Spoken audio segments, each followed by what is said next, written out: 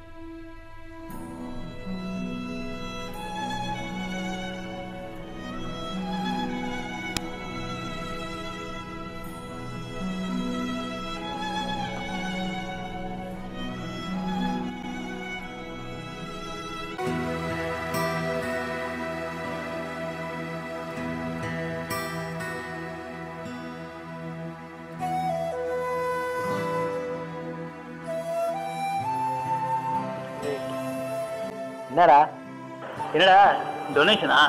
என்னது டொனேஷனா?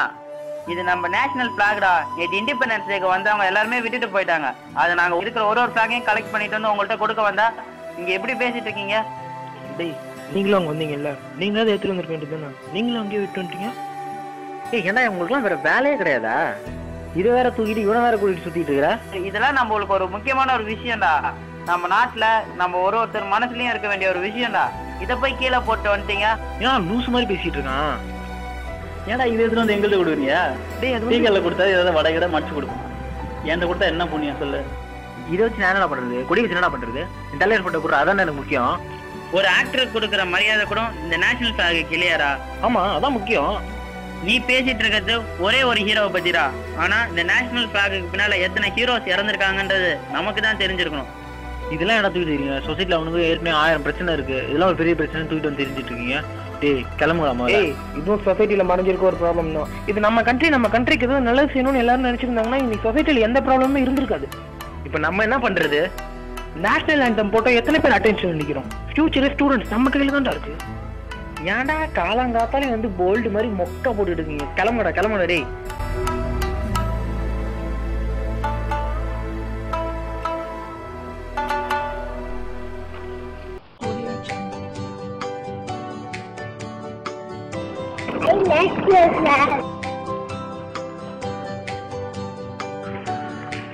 இந்த பிளாக் பத்தி தெரியுமா உனக்கு?